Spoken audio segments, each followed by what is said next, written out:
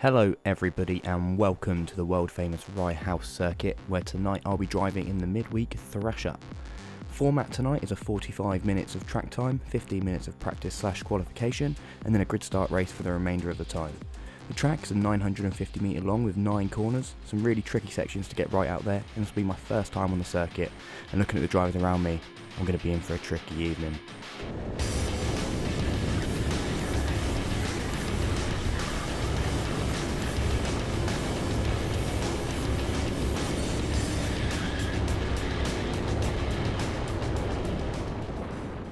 So for the first few laps I've just been getting my eye in, working out where I need to brake. Obviously totally new to this circuit, so just finding out where that grip is, just throwing one up the inside here quickly. It tends to be one of my favourite overtaking spots.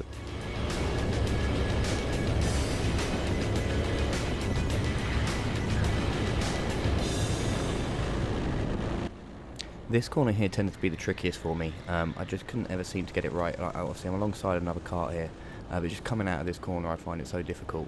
I'd sort of got myself into a false sense of security at this point in the practice session. I was breezing past cars, thinking, oh yeah, this might be an easy night. But I just don't think I'd been anywhere near any of the faster guys on track.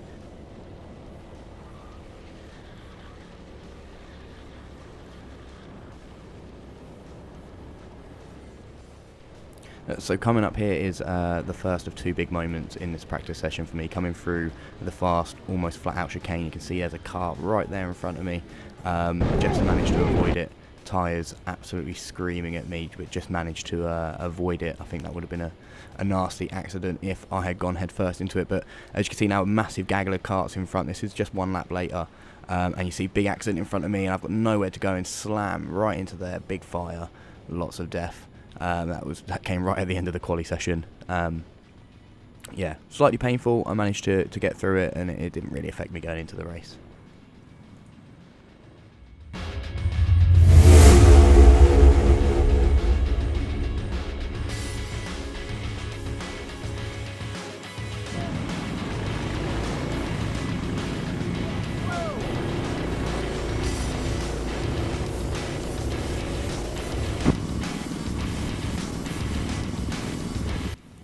So the time has come to get racing, just being pushed back into my P12 grid spot. I thought I was going to finish a little bit higher. I got a false sense of security during that practice session. A lot of slower drivers behind, but a lot of quick people in front of me. Here we go, lights go green, and we're racing at Rye House. Really bad start, really don't do well off the line, trying to bump myself along there, but you can see that's both P13 and P14 trying to come alongside. I can just about fend off P14, but P13 does break through and get me into that first corner. So I've lost a position there. I'm going to try and battle it back. A lot going on in front of me into my worst corner on the circuit. Don't really get a lot of traction out of here.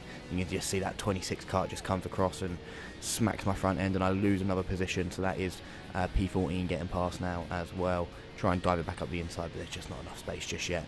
So I'm going to have to bide my time and try and get past a little bit later on.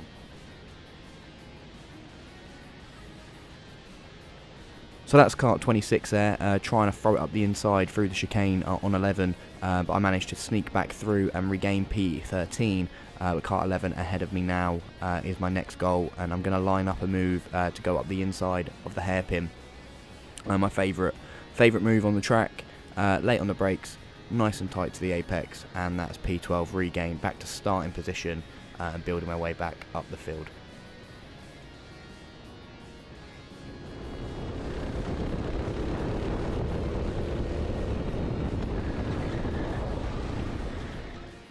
So just up in front of me, kart 26 runs out of talent, and I managed to nip by and gain another position up to P11. This is where I sit for a little while now. That kart in front of me, the white helmet of kart 24, I spend a lot of time behind him, very similarly paced, but the pack ahead just started to pull away. But my marker that I was keeping track of all throughout the race was the orange race suit that you just saw went out of screen on the top right. He was my marker, my pace marker. I seemed to keep pace with him.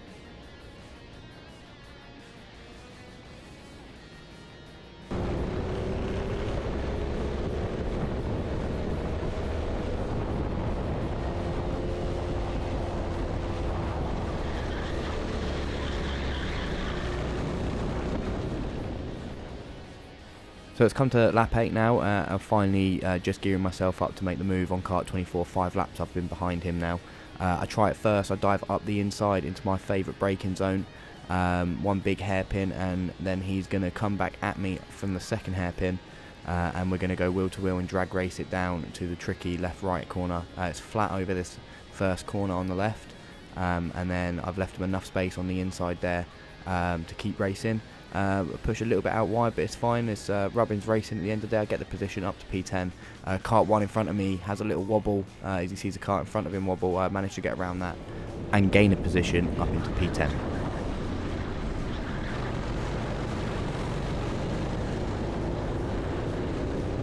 So by this point in the race, we're getting to some of the back markers. Through the chicane, I do take over that back marker. It's a nice, easy move. It's a little bit brave up the inside there. The tyre barrier does come at you really quickly. But this kart 5 ahead of us now is our next target. He is P9. I wasn't sure at this point in the race whether he was a back marker or not, because some of the back markers had started to pick up the pace. So everyone was a bit jumbled up. I do think that kart 7 is a back marker, but you can see not going extremely slow.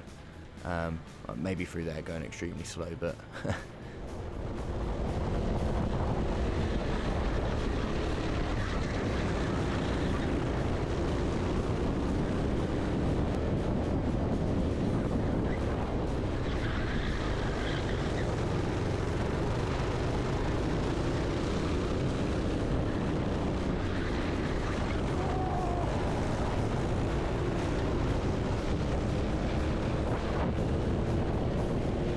so as we start lap 18, I've been eyeing up a move on kart 5 for a little while.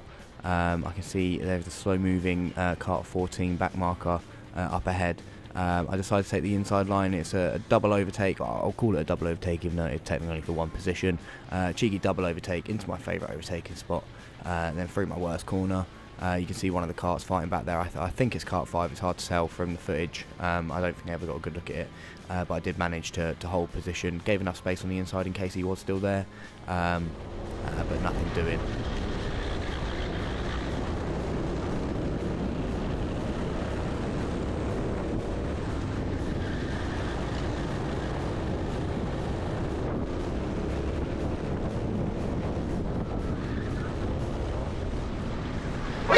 NANI?!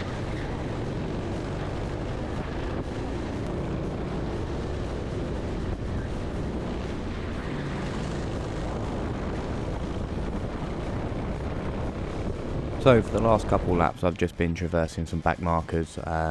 One of them got done by a slippery banana skin. I definitely didn't throw it. But see, another back marker overtaken. Really nice right hand of that. A lot of speed you carry through there, and it's just about getting off the power at the right time and just sort of feathering the car. Kart 17 trying to give me a little bump there. Again, this is a back marker. I think I'm waving my hands in the air, trying to say, what are you doing, get out of my way. There's a massive incident ahead. These are all still back markers, fighting a couple laps down. Kart 12 has come out of that one, the winner. But I'm going to try and get past him as well. Lovely helmet he had, I do remember thinking as I drove past him.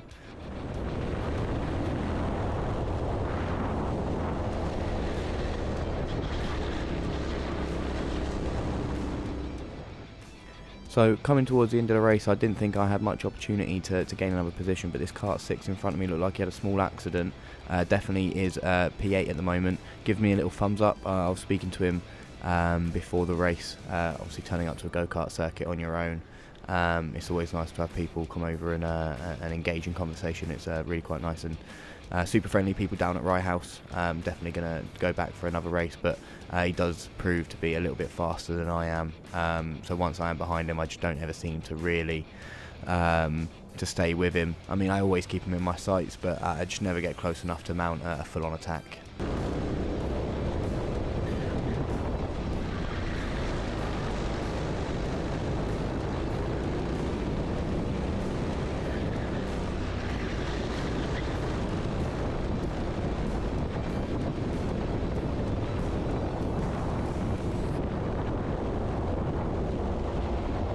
I hadn't really realised how dark it had got until I watched the footage back. Obviously the floodlights have come on throughout the qualifying and practice session, but it just got so much darker watching the footage back.